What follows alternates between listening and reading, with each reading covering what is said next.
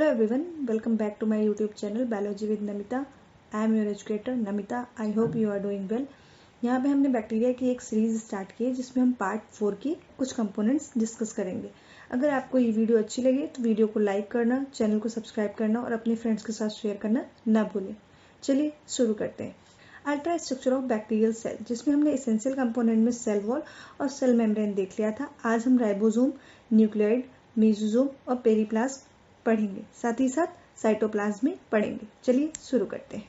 Cytoplasm क्या होता है? जैसे कि साइटोप्लाज्म को ही साइटोसोल भी बोलते हैं। इसमें 70% वाटर प्रेजेंट होता है। तो matrix is largely form with 70% water. 70% water present होता है। ये देखिए डायग्राम में भी आपको दिख रहा है कि ये cytoplasm. Lack endoplasmic reticulum, mitochondria. हम प्रोकैरियोटिक साइटोप्लाज्म की बात कर रहे हैं तो इसमें एंडोप्लाज्मिक रेटिकुलम और माइटोकॉन्ड्रिया की कमी होती है। कंसिस्ट, इसमें क्या क्या पाया जाता है? Ribosome, mesosome, intracytoplasmic inclusion body, nucleolus, spores present होते हैं। साइटोप्लाज्म को अगर दो रीजन में डिवाइड कर दिया जाए तो एक होता है क्रोमोप्लाज्म, एक होता है centroplasm. The outer peripheral region which is called chromoplasm. ये आउटर पेरिफेरल जो रीजन होता है उसे क्या कहते हैं? क्रोमोप्लाज्म कहते हैं। और सेंट्रोप्लाज्म क्या होता है? जो सेंटर का कलरलेस पार्ट होता है उसे क्या कहते हैं? सेंट्रोप्लाज्म कहते हैं। राइबोसोम की बात कर लें तो राइबोसोम क्या होता है? All living cell contains ribosome. सभी लिविंग सेल्स में राइबोसोम पाए जाते हैं, चाहे वो प्रोकैरियोट हो चाहे वो यूकैरियोट हो। Which act as site of protein synthesis, जो कि प्रोटीन सिंथेसिस की साइट की तरह वर्क करते हैं। मतलब जहाँ पे क्या बनते हैं? प्रोटीन बनते हैं। Ribosomes of prokaryotes are often called 70S ribosome. Prokaryote के राइबोसोम्स को क्या कहते हैं? 70S राइबोसोम कहते हैं। और यूकैरियोट के राइबोसोम को 80S राइबोसोम कहेंगे। 70S राइबोसोम को अगर ब्रेक करें तो ये 50S और 30S में डिवाइड होता है, जैसा कि डायग्राम में दिया है। 50S राइबोसोम को फिर डिवाइड करें तो 23S और 5S आता है, और 30S को डिवाइड करेंगे तो 16S आता है। ये क्या होता है? नॉन मेम्ब्रेनस ऑर्गेनेल होते हैं। इनमें कोई भी मेम्ब्रेन प्रेजेंट नहीं होती है। Mostly attach to rough endoplasmic reticulum in eukaryote. Eukaryote में ये ज्यादातर एंडोप्लाज्मिक रेटिकुलम से अटैच रहते हैं और कुछ फ्री भी रहते हैं। क्योंकि प्रोकैरियोट का राइबोसोम है तो यहाँ पे एंडोप्लाज्मिक रेटिकुलम तो एब्सेंट है, तो ये कहाँ क्या रहते हैं? फ्री फॉर्म में प्रेजेंट रहते हैं। Made up of rRNA and ribosomal RNA। जब हम RNA पढ़ेंगे तो उसमें हमें पता चलेगा कि RNA 3 प्रकार के होते हैं, mRNA, rRNA, tRNA। तो वो rRNA और राइबोसोमल प्रोटीन से ये राइबोसोम बनते हैं। नेक्स्ट अब हम न्यूक्लियोइड की बात कर लेते हैं। ट्रू न्यूक्लियस किसमें प्रेजेंट होता है? यूकैरियोट में। और न्यूक्लियोइड किसे कहते हैं? जिसमें न्यूक्लियर मेम्ब्रेन एब्सेंट होती है। तो वही बात हो रही है। The DNA of bacteria, bacteria का DNA is not enclose with in a nuclear envelope. Nuclear envelope से क्या? इनक्लोज मतलब ढका नहीं रहता है, इसलिए इसे क्या कहते हैं? न्यूक्लियोइड कहते हैं, न कि न्यूक्लियस कहते हैं। It consist of single large circular DNA double helix. ये single large circular double helix से मिलकर बना होता है। The nucleoid is coral like shape. इसका शेप कैसा होता है? कोरल लाइक शेप होता है, क्योंकि इसमें न्यूक्लियर एनवेलप तो एब्सेंट है। Only containing a single chromosome, केवल एक सिंगल क्रोमोसोम पाया जाता है। हैविंग नो न्यूक्लियर मेम्ब्रेन, कोई भी न्यूक्लियर एनवेलप नहीं प्रेजेंट होता है। हैविंग नो न्यूक्लियस, कोई भी न्यूक्लियोलस नहीं प्रेजेंट होता है। Replicating bye growth and simple fission, growth और सिंपल फिजन के थ्रू ये क्या करते हैं? रेप्लिकेट करते हैं, मतलब 1 से 2, 2 से 4 होते हैं। And not by mitosis, mitosis के थ्रू नहीं। It branches spread into the cytoplasm. इसकी जो ब्रांचेस होती है न्यूक्लियोइड की, वो साइटोप्लाज्म से जुड़ी हुई होती है। ऐसा कैसे पता चला? ऐसा ही इस पॉइंट से क्लियर होगा।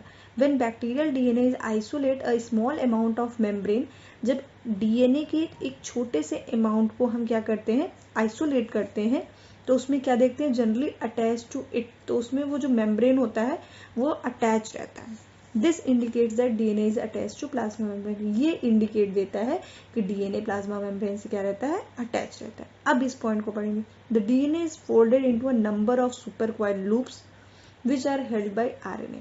DNA जो रहता है वो सुपर कॉइल लूप के फॉर्म में फोल्ड रहता है, जिसे गवर्न कौन करता है? RNA गवर्न करता है। आगे प्रोसेस कौन करता है? RNA करता है। तो ये हमारा न्यूक्लियोइड था, जो कि सिर्फ DNA प्रेजेंट है, सिंगल क्रोमोसोम प्रेजेंट है, कोई भी न्यूक्लियर मेम्ब्रेन, कोई भी न्यूक्लियोलस प्रेजेंट नहीं होता है। सिंपल ग्रोथ और सिंपल फिजन के थ्रू ये रेप्लिकेट करते हैं, माइटोसिस प्रोसेस भी नहीं होता है, इसलिए इसे न्यूक्लियोइड कहते हैं। और ये प्लाज्मा मेम्ब्रेन से अटैच रहता है। उसका प्रूफ भी मिल गया कि जब हम छोटे से पार्ट को डीएनए के आइसोलेट करते हैं तो उसमें थोड़ा सा अमाउंट मेम्ब्रेन का भी प्रेजेंट रहता है। इससे ये पता चलता है कि न्यूक्लियोइड मेम्ब्रेन से क्या था, अटैच रहता है।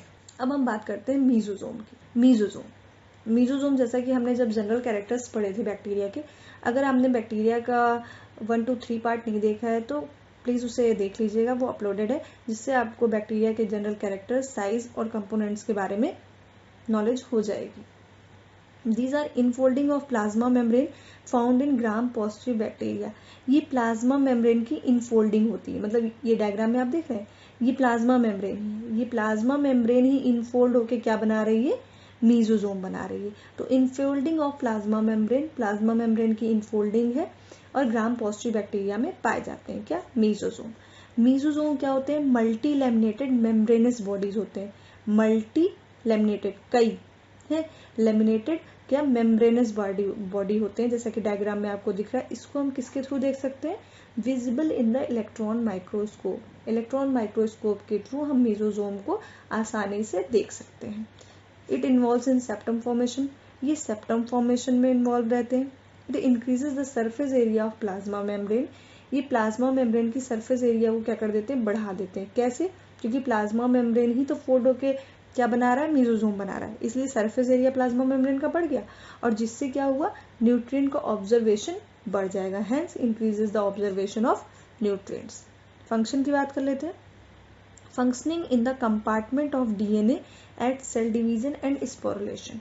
जब स्पोरुलेशन पढ़ेंगे इंडोस्पोर, तब आपको स्पोरुलेशन का मतलब समझ में आएगा कि स्पोरुलेशन के टाइम पे और सेल डिवीजन के टाइम पे ये जो डीएनए कंपार्टमेंट में डिवाइड होते हैं, कंपार्टमेंट मतलब खंड खंड में डिवाइड होना, इसकी फंक्शनिंग में मीजोजोम इंपॉर्टेंट रोल प्ले करता है।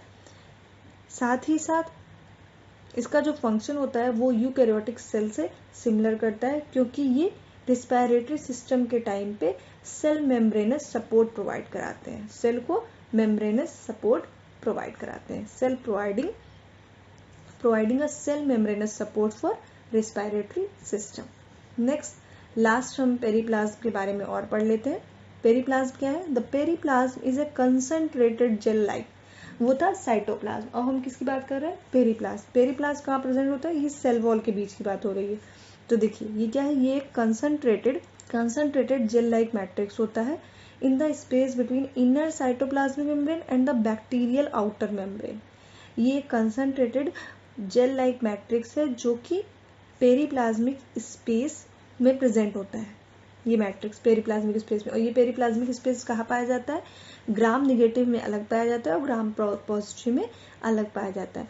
ग्राम निगेटिव में ये पाया जाता है बैक्टीरियल आउटर मेम्ब्रेन और इनर साइटोप्लाज्मिक मेम्ब्रेन के बीच में पाया जाता है ये पेरिप्लाज्म, ठीक है, पेरिप्लाज्मिक स्पेस में। और इन ग्राम पॉजिटिव बैक्टीरिया ये पेरिप्लाज्मिक स्पेस छोटा हो जाता है और कहाँ पाया जाता है, इनर मेम्ब्रेन और पेप्टाइडोग्लाइकेन लेयर और इनर मेम्ब्रेन के बीच में प्रेजेंट होता है। इनका क्या फंक्शन होता है, these include protein transport, folding, oxidation and quality control similar to the eukaryotic cell endoplasmic reticulum।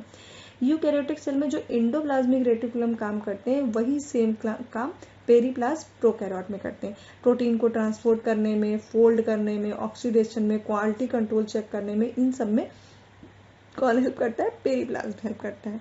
और ये जो पेरिप्लाज्म होता है ये एंजाइम को अलग रखने में भी बहुत मदद करता है।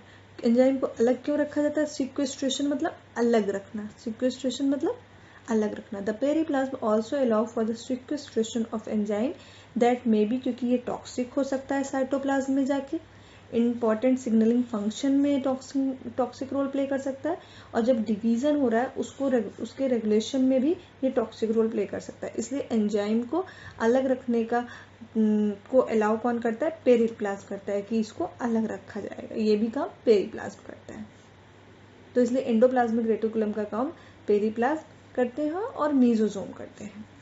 आज के लिए बस इतना ही। अगर आपको ये वीडियो अच्छी लगी तो वीडियो को लाइक करना, चैनल को सब्सक्राइब करना और अपने फ्रेंड्स के साथ शेयर करना ना भूलें। Thank you for watching.